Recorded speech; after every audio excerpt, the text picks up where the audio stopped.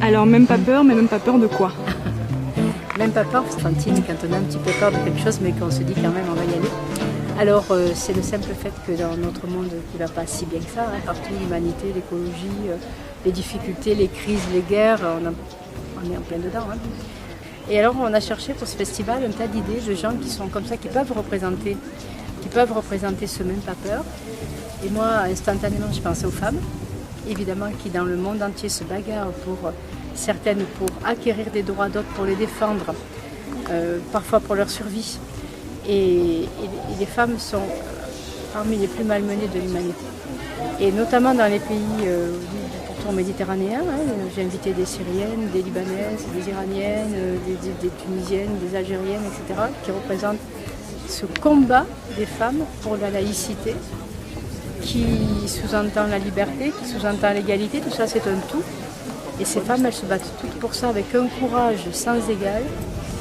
Et le même pas peur, pour moi, il est vraiment symbolisé par ces femmes. On va parler des fémènes aussi dans le festival. C'est un phénomène féministe complètement nouveau, donc qui nous intéresse, qui est curieux, qui est étonnant, qui est renversant, qui crée énorme réaction. Donc ça prouve qu'il y a un vrai débat à avoir là-dessus. Et puis l'autre aspect, c'est les citoyens qui changent le monde, parce que pour nous, même pas peur, ça veut dire qu'on se prend en main, qu'on cherche des solutions. Si on n'est pas content de ce monde tel qu'il est, c'est que les solutions qui ont été trouvées ne nous conviennent pas. Donc on cherche d'autres façons de traiter l'énergie, d'autres façons de traiter les ressources, d'autres façons de traiter l'humanité, les droits humains, etc. Et partout dans le monde, il y a des expériences qui fonctionnent, qui marchent, qui ne sont pas de l'utopie. Et on veut montrer à la fois des exemples du monde entier, mais aussi des exemples locaux, des choses qui fonctionnent dans notre région déjà, des expériences qui sont menées pour changer les choses. Chacun à son degré, vous savez, on dit de faire sa part du colibri en reprenant l'expression de Pierre Rabhi. C'est-à-dire que chacun là où il est peut faire quelque chose.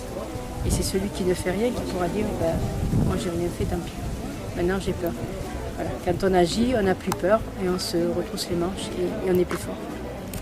Quels vont être les temps forts de ce festival? Alors il va y avoir tellement de temps forts, mais je vais vous citer quelques noms. Par exemple, notre président sera Éric Emmanuel Schmitt, grand auteur à la fois en théâtre, en roman, qui convient à toutes les générations, qui est formidable, qui va faire des lectures, d'entretiens.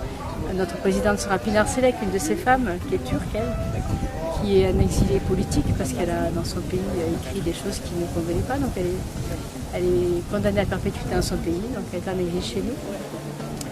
Nous aurons Yasmina Kadra, Isabelle Autissier dans des domaines très différents, Guy Bedos, Serge Moati. Nous aurons beaucoup d'auteurs jeunesse, des auteurs BD, des auteurs pour les ados. Et j'espère que du coup, on aura un public encore nouveau au festival.